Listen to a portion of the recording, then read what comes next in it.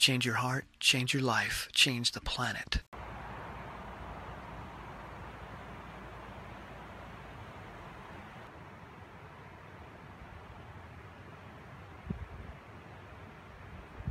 Hey everybody, Tim Van Orden, coming to you from the Appalachian Trail in Woodford, Vermont, headed north, and I caught myself engaged in two of my processes, and I thought I would talk about them. This is how most of my videos start these days. I catch myself in the midst of something and then say, oh, that's, I think, worth recording, even if it's simply worth recording for my own benefit. I always get something out of thinking about these things and talking about these things. And so what I'm doing right now that's unique in this moment is, number one, I have a new thing where I pick up rocks and I move them out of the trail. And I used to simply throw them to the side or throw them downhill. And now I've got a new process where if I'm going to clear a rock out of the trail, I don't throw it to the side or downhill. This is really steep right here, and it's pretty icy. So instead of throwing it down, I carry it with me. So if I'm going to move a rock out of the trail, I have to carry it. So I've been carrying this rock for probably a quarter mile now, and I keep switching hands, which I can't do now because I'm filming. So this arm is going to get a workout. And this rock is probably 5 to 8 pounds. Not real heavy, but it adds up. It's working my shoulder, working my bicep. It's adding 5 to 8 pounds to my body weight. It's working my core because my upper body is now in balance. Or actually, it's probably balancing out the camera, which is on a 3-foot boom. So the camera is 3 feet straight in front of me. And it really, really works my shoulder and bicep to hold it. So this rock is allowing me to counterbalance. But this is part of my process now.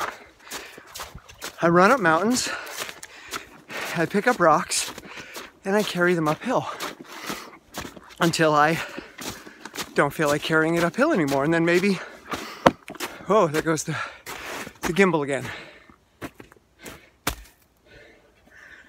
Gonna try a different battery. And we're back. So the first part of my new process is carry a rock uphill or slide downhill carrying the rock because I can't make it up these icy stone stairs. Let's try that again. Oh, all right. Whew, I'm almost to the top of the mountain. Hi. So, carry a rock, run in boots, in the snow, on the ice. And the other thing that I noticed is how I felt in my stomach. I'm full. And this is another type of run that I do. So we'll get into a little dietary conversation here.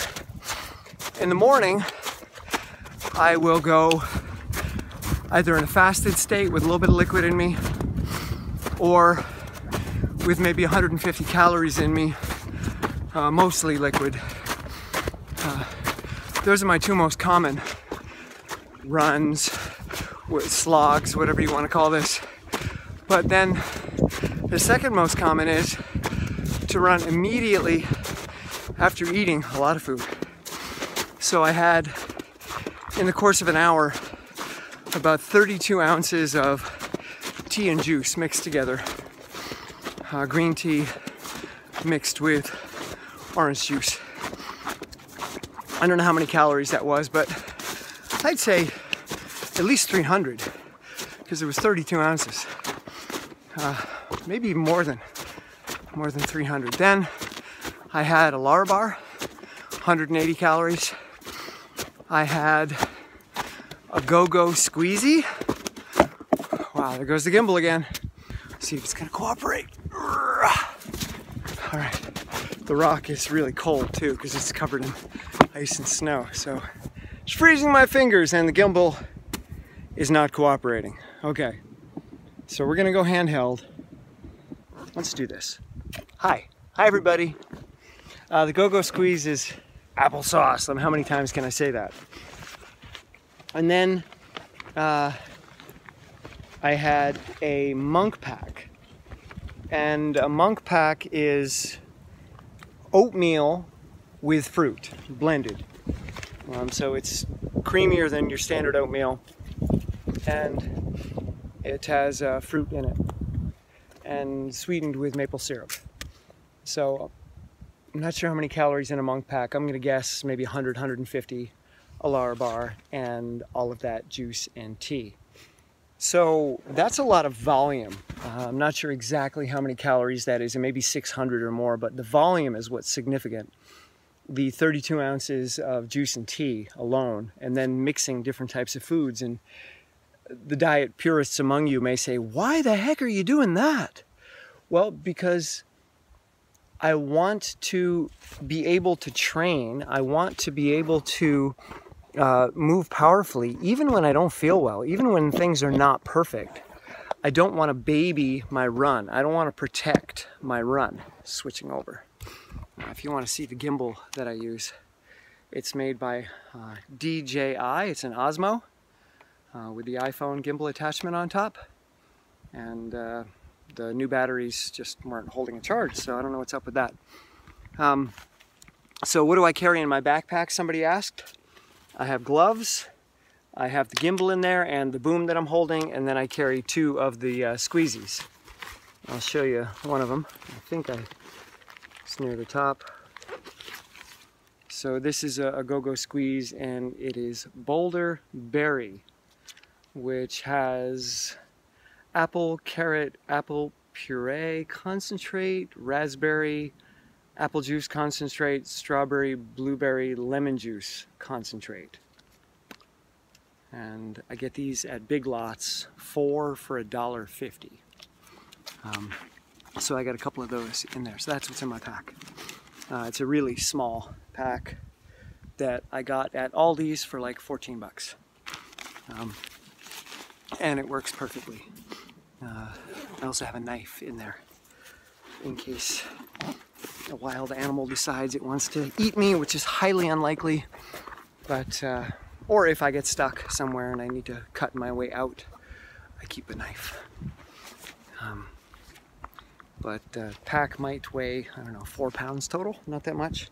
Really light. It's my favorite pack to run in. I've had really expensive running packs, and they were not nearly as comfortable as this $14 pack. And we're back with the rock and the ice on it.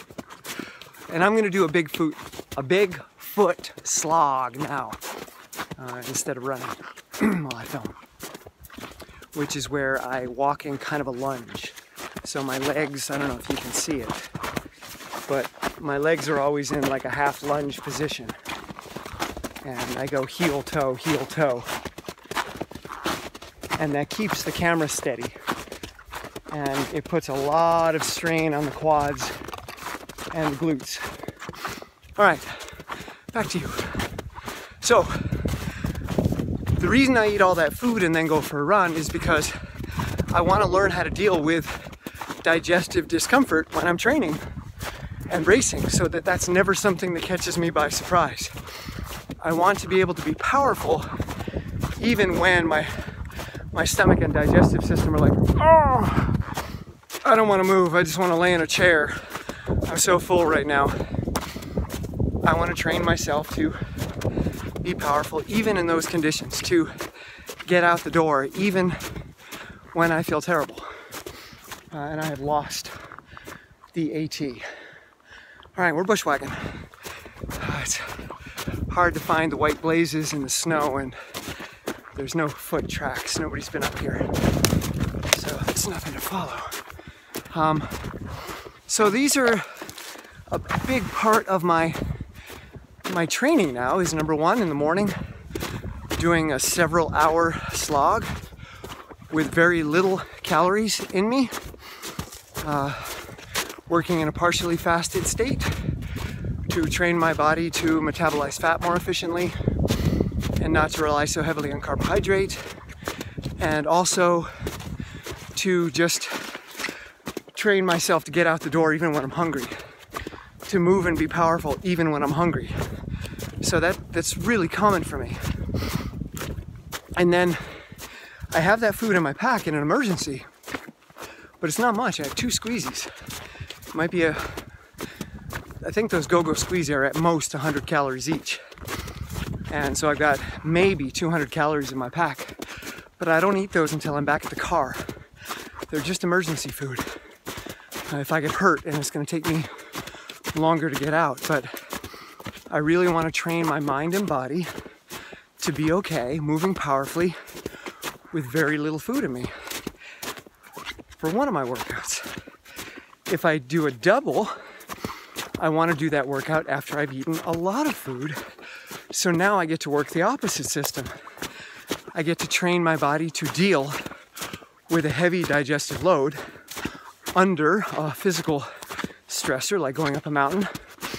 And I also want to train myself mentally to not avoid movement, to not avoid being engaged physically in the world when I don't feel well. Like, I don't feel well, and so I'm going to take that feeling on a slog up the mountain.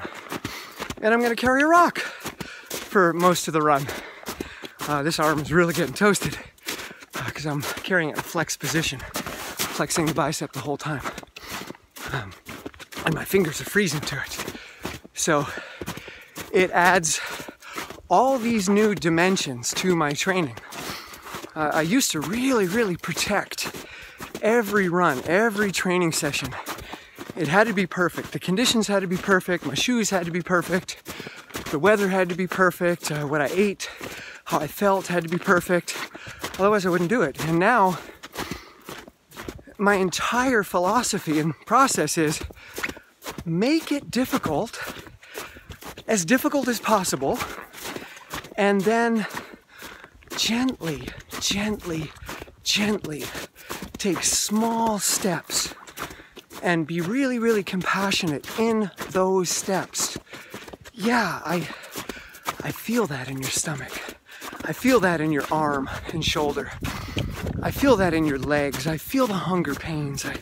I feel that. It's okay. We're gonna really slowly just get dressed, move towards a trail, whether we're walking, biking, or driving in the car, and then we're gonna gently engage in the process. This trail here, the Appalachian Trail from Route 9, it starts with a monster climb.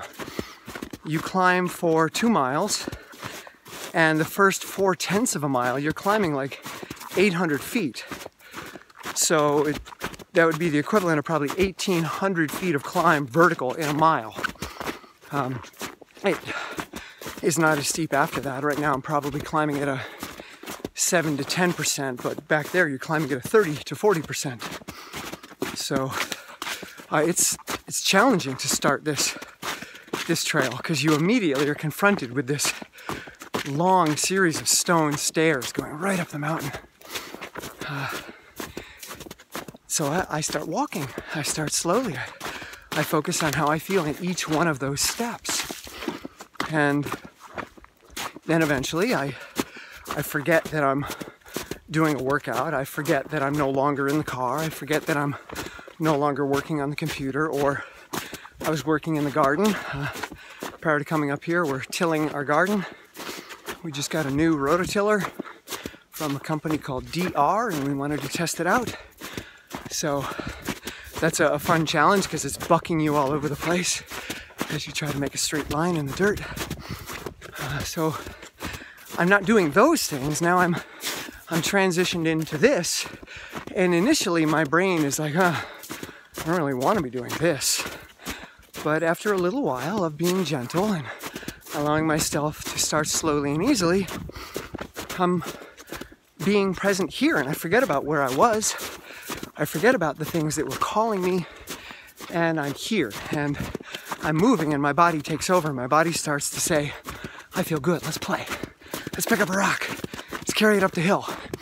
All right, my stomach, that's okay. We'll digest that for you. We'll figure out how to efficiently digest that. And now that I'm at the top of the mountain, I barely notice. But when I was getting out of the car, I'm like, oh man, I put a lot of food and drink in there. And again, it's not about the calories, it's about the volume. I want to train with a full stomach. So that's never an excuse. That's never something that's going to catch me by surprise. And I'm going to switch arms because, oh my God, that arm is smoked. All right, other hand. So everything that I do now, or not everything, but most of the things that I do now are about learning how to move gently through discomfort and working myself into a state of empowerment in the midst of that discomfort, transforming the discomfort into empowerment, transforming negative situations that don't feel okay, transforming them into a state of, yeah, I can go up a mountain. Sure, I can carry a rock uphill. Sure, I can move with a full stomach. I feel good. Look at that sky. I don't know if you can see it, but the sky at this altitude is just so blue and clear. It's like a Colorado blue sky. The air in Vermont is much, much more humid than it is out west. So down in the valley in Bennington, you don't get these blues. It's a hazier blue. But up here at probably 2,500 feet now, there's a lot less moisture because it's significantly colder. So you get bluer, crystal clear, epic skies. I love it. So that's a big part of where I am now, is that dietarily, I'm not trying to protect myself anymore. I'm not always trying to feel good with my eating or digestion. I sometimes intentionally make myself feel not so good, and then I learn how to be powerful within those feelings. I learn how to step outside of those feelings, and my body will take care of them. By the time I'm another half hour in, I won't feel anything in my stomach anymore because I've trained myself to work through this. So there's another window into where I am now, what I'm doing, how I'm moving through the world, and how this ridiculously slow, if you can see my feet, ridiculously slow slogging in this half lunge position, carrying a rock, is going to make me epically fit. And part of that is just the fun of being really fit. It's fun. The next thing is, curiosity. Well, how does this translate into race performance? So far this year, it's translated really well. I've been having some stellar race results. And again, I don't care, but it's fun to see how you can be creative in your training. You can train in really diverse, unorthodox ways, and that can be applicable in so many different domains. One of them being, I'm fast on the trails, I'm fast on the snow, I'm fast in the mountains. But I also can do a lot of hard physical labor. I'm not just a runner, and things don't need to be perfect for me to perform well. I'll perform well no matter what, because I train with the no matter what all the time. All right. There's a steep climb here. This is like a 30% slope.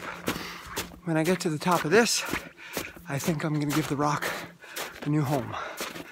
And I'm going to pick up the pace through here. Let's try to push this climb. Why? I don't know. Because I felt like it. And that's how I train now. If I feel like moving hard, I do. If I feel like breathing hard, I do. If I don't, I don't. It's that simple. That's my plan. All right. So I'm going to check in with you tomorrow. I hope you're well. If you find value in this and you think all this craziness sounds interesting, try it out. Let me know in the comments. how can you throw yourself some curveballs and learn how to move through them and learn how to be powerful in the midst of whatever shows up, because you choose the challenge. You choose it. It's not an obstacle. It's a vitamin. It's a vital moment. Oh, there's a fire pit. Okay, the rock is gonna live at this fire pit. This is a campsite that people use on the trail. So this is where it's gonna go. Here we go. All right. If you like this video, give it a thumbs up. If you like this channel and my shenanigans, and you like hearing me ramble endlessly about things, subscribe. And if you want to be a part of this team, I'm building a team. I'm an introvert and I'm incredibly shy and socially awkward, but I'm building a team. It's coming. It's taking a while, but it's coming. Come on over to Patreon and be a part of the team there first, and then that'll transition into a team that does more.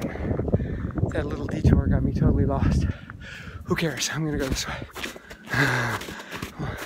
No, I'm gonna go this way. It's uphill. Always choose the steepest uphill. That's another of my new thingies. When you're looking around, always pick the uphill path.